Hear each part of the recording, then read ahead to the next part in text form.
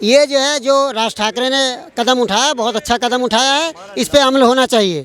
और रही उद्धव ठाकरे की सरकार, वो 2.5 साल के लिए हैं, 2.5 साल के बाद देखना उनकी क्या हालत होती है, वो आपको खुद ही नजर आ जाएगा। लेकिन ये 2014 के बाद ही क्यों हो रहा है यार? ये हिंदू मुसलमान को बांटने की राजनीति कर कौन रहा है? किसने ये माहौल खराब किया है पूरे देश में, महाराष्ट्र में ही नहीं पूरे देश में। हम तो देख रहे हैं बीजेपी सरकार जब से चल रहा है मामला। तो सब बीजेपी सरकार से पहले तो कांग्रेस सरकार भी थी, कांग्रेस सरकार में भी ये सब हुआ था। नहीं, कांग्रेस में इतना नहीं था, इतना नहीं था, ना मॉब लिंचिंग थी ना कुछ था। देखिए बहुत अच्छी बात है। आप बताइए कि क्या अल्लाह को बिना लाउड स्पीकर के बिना कोई जान नहीं पाएगा क्या? और सबसे बड़ी बात है ये जो सुबह उठ के अजान का मतलब होता है आगाह करना। आप किस चीज़ के लिए आगाह कर रहे हो लोगों को? अगर आपका धर्म है तो आप आगाह किसके लिए करना चाहते हो? आप सिर्फ ये बताना चाहते हो कि अल्लाह ही सर्वोपरि है, बाकी जो धर्म है यहाँ और भी, क्योंकि हमारा एक धर्मनिरपेक्ष राज्य हम देश में रहते हैं, यहाँ पे सारे लोग रहते हैं, तो आप सारे लोगों को सम्मान करो। और सबसे बड़ी बात है जहाँ तक अजान और लाउड स्पीकर की बात है, अगर हम किसी मुस्लिम कंट्री की बात करते हैं तो वहाँ भी ये लाउड स्पीकर अलाउड नहीं है। और आप अगर किसी की पूजा करते हो, किसी की वंदना करते हो, तो आपको बताने और जताने की ज़रूरत नहीं है कि आप पूजा कर रहे हो। सर अगर नमाज सड़कों पे पढ़ी जा रही है तो हनुमान चालीसा पढ़ने पे महाराष्ट्र में क्या दिक्कत है? महाराष्ट्र में कहते पूरे हिंदुस्तान में दिक्कत नहीं होनी चाहिए। अरे नमाज हो रही तो हनुमान चालीसा भी होनी चाहिए, लेकिन टकराना नहीं चाहिए। अरे 5-10 मिनट बात कर लो, भाईचारे से कर लो, कोई आफत आ गई।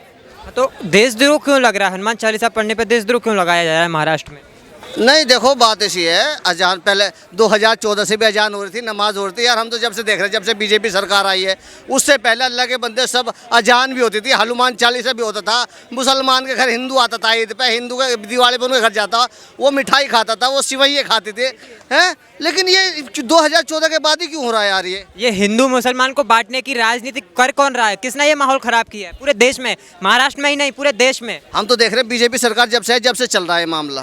तो सब बीजेपी सरकार से पहले तो कांग्रेस सरकार भी थी, कांग्रेस सरकार में भी ये सब हुआ था। नहीं, कांग्रेस में इतना नहीं था, इतना नहीं था, ना मॉब लिंचिंग थी ना कुछ था। ये जो है जो राज ठाकरे ने कदम उठाया बहुत अच्छा कदम उठाया है, इस पे अमल होना चाहिए। और रही उद्धव ठाकरे की सरकार, वो 2.5 साल के लिए हैं, 2.5 साल के बाद देखना उनकी क्या हालत होती है, वो आपको खुद ही नजर आ जाएगा।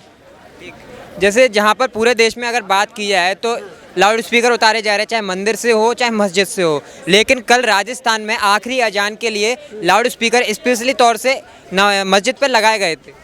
वो देखिए वहाँ पे जो है कांग्रेस की सरकार है, वो कांग्रेस की सरकार जो है अपने जो है सत्ता के अभाव में वो अपना काम कर रही है। अब जहाँ तक जो है देखिए जो है प्रशासन जो है किसके थ्रू चलता है, अब जो मुख्यमंत्री घोषित कर देगा वही होगा ना।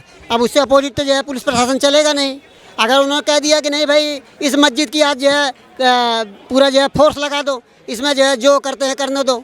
अभी मेरे पास जो है राजस्थान का एक मैसेज आया है कि बालाजी में जो है पैसा जो चढ़ता था, उस पैसे को जो है वहाँ की सरकार जो है उनके मौलवियों के लिए जो है रैन बसेरा की तरह जो है उनको रखा जाएगा, उसमें एसी लगाया जाएगा और उनको ज़्यादा से ज़्यादा सुविधा दी जाएगी।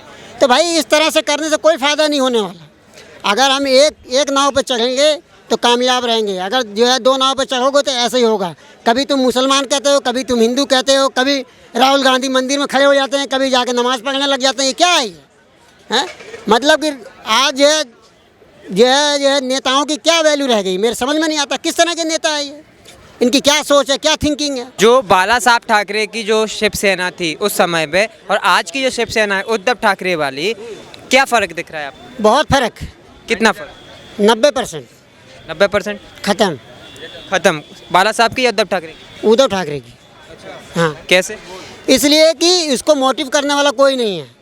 आप पहले जो थे उसके देखिए बाला साहब ठाकरे साहब का डायरेक्शन आता था, वो डायरेक्शन पूरे जो है हिंदुस्तान में जहाँ जहाँ शिव सैनिक थे सब पे चलता था। कह सकता हूँ उत्तर प्रदेश में योगी जी ने जिस प्रकार से सबके लिए एक ही कानून बनाया और वहाँ पर मुस्लिम तुष्टीकरण की राजनीति को बंद करने का काम किया है, और वहाँ पर राजस्थान के अंदर हो क्या रहा है? राजस्थान में तो मुस्लिम तुष्टीकरण ही हो रहा है।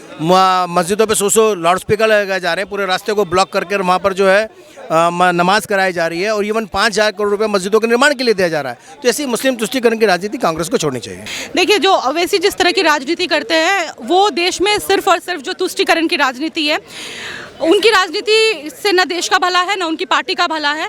वो जिस तरह की राजनीति करते हैं वो स्वयं का भी भला नहीं कर रहे हैं। तो उनकी राजनीति पे मैं कोई टिप्पणी नहीं करना चाहती, लेकिन इतना ज़रूर कहती हूँ कि ये देश जो है और ख़ास करके जो भाजपा की सरकार है, इनका एक ही नारा है। मैं किसी राजनीतिक पार्टी से नहीं हूँ, लेकिन इतना ज़रूर बोलूँगी कि सबका साथ सबका विकास, और ये प्रयास जो है निश्चित तौर पर जो अंतिम समाज का अंतिम व्यक्ति है उस तक पहुँच रहा है।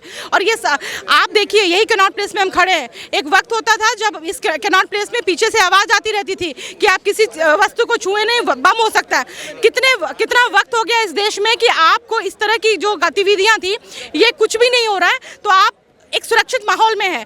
आज लड़कियां हो, महिलाएं हो, किसी के ऊपर इस तरह की चीज़ें नहीं है। जिस तरह से दिन दहाड़े उनके ऊपर रेप हो जाते थे, बहुत सारी चीज़ें थी। तो निश्चित तौर पर ओवैसी की राजनीति को मैं राजनीति नहीं मानती और इस पर मैं कोई टिप्पणी करना वक्त की बर्बादी समझती हूँ। मैम, लोग कह रहे हैं कि लाउड स्पीकर हटाना इस्लाम पर हमला कैसे है? क्योंकि अगर एक तरफ मंदिर से अगर लाउड स्पीकर हटाए जा रहे हैं तो मस्जिद से भी हटाए जा रहे हैं, तो इस्लाम पे हमला कैसे? देखिए, बहुत अच्छी बात है। आप बताइए कि क्या अल्लाह को बिना लाउड स्पीकर के बिना कोई जान नहीं पाएगा क्या? और सबसे बड़ी बात है, ये जो सुबह उठ के अजान का मतलब होता है आगाह करना। आप किस चीज़ के लिए आगाह कर रहे हो लोगों को? अगर आपका धर्म है तो आप आगाह किसके लिए करना चाहते हो? आप सिर्फ ये बताना चाहते हो कि अल्लाह ही सर्वोपरि है, बाकी जो धर्म है यहाँ और भी, क्योंकि हमारा एक धर्मनिरपेक्ष राज्य है, हम देश में रहते हैं, यहाँ पे सारे लोग रहते हैं, तो आप सारे लोगों को सम्मान करो। और सबसे बड़ी बात है, जहाँ तक अजान और लाउड स्पीकर की बात है, अगर हम किसी मुस्लिम कंट्री की बात करते हैं तो वहाँ भी ये लाउड स्पीकर अलाउड नहीं है। और आप अगर किसी की पूजा करते हो, किसी की वंदना करते हो, तो आपको बताने और जताने की ज़रूरत नहीं है कि आप पूजा कर रहे हो। जी, अखिलेश यादव जी कह रहे हैं कि योगी जी ने यूपी में से लाउड स्पीकर हटवाकर कोई कमाल का काम नहीं कर दिया है। ये कमाल का काम वो खुद ही कर देते हैं। ये बिल्कुल कमाल का काम है। इसलिए कमाल का काम है क्योंकि जिस तरह से लोग, आप ये सोचिए कि जो अजान आवाज़ चाहे वो मंदिर में बजे या मस्जिद में बजे, सबसे बड़ी बात है कि जो उसे लोग, जो दिनचर्या वाले लोग होते हैं, सुबह स्कूल जाने वाले, सबको इससे परेशानी हो रही थी। तो अगर इसको हटाया गया है तो सिर्फ मंदिर से नहीं हटाया गया, मस्जिद से नहीं हटाया गया, मंदिरों से भी हटाया गया। और अखिलेश यादव के बयान पे क्या टिप्पणी की जाए?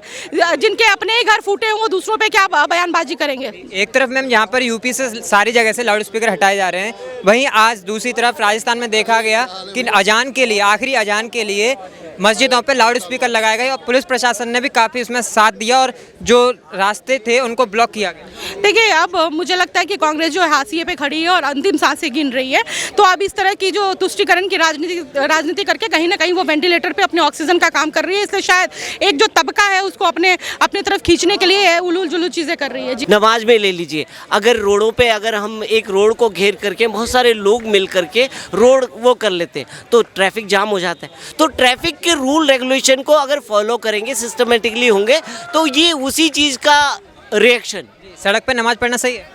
अरे भैया, जुमे के दिन सिर्फ 5 मिनट के 10 मिनट के लिए नमाज होती है, वो हफ्ते में एक दफ़े, वो भी मस्जिद की जगह थोड़ी होती है। इसलिए तो जो है, जो बम्बई में जो है वो भी लगता है तुम्हारा गणपति विसर्जन होता है, वहाँ पे रोड जाम होते हैं, दुर्गा पूजा होती है और जागरण होते हैं, उनमें भी, और रामलीला होती है, रोड जाम उनमें नहीं होते कि क्या 10 मिनट जुमे की नमाज हो ले तो उसमें रोड जाम हो जाता है। तो सर अगर हनुमान चालीसा जो कह रहे हैं कि गलत नहीं है, लेकिन हनुमान चालीसा पढ़ने पे सर देशद्रोह लग रहा है, तो क्या नमाज पढ़ने पे भी देशद्रोह नहीं लगना चाहिए? अरे 2014 से पहले भाई अजान भी होती थी, हनुमान चालीसा भी होता था, सब कुछ होता था। ये अभी क्या पता गई? तो माहौल कौन बिगाड़ा? माहौल मुझे नहीं पता कौन बिगाड़ रहा, लेकिन 2014 से पहले अजान नहीं होती थी, सब होता था, प्यार मोहब्बत से सब देश मिलकर रहता था, नहीं रहता था।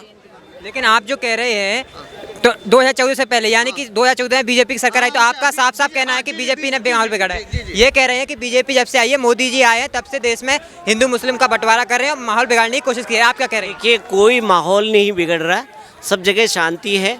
शांति क्या है, जैसे अभी सीसीए का मुद्दा आया तो शाहीन बाग में पूरा रोड जाम कर दिया।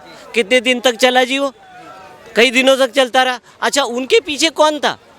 केजरीवाल। जितने भी टुकड़े कहेंगे, केजरीवाल है, सीपीएम है, कम्युनिस्ट हैं, जितने कांग्रेसी हैं, सब उनके साथ हो गए। कहाँ से आ रहा था वो पैसा? सारी दुकानें, करोड़ों रुपए की दुकानें थी शाहीन बाग में। आप बताइए, शाहीन बाग में करोड़ों रुपए की दुकानें, वो सारी बंद पड़ी हुई थी। पूरा नोएडा तक जाने के लिए पब्लिक कितनी परेशान हो गई कि नोएडा की एंट्री वहाँ कालिंदी कुंज होकर नोएडा पहुँचना था। तो आप ये बताइए कि क्या ये जायज़ है?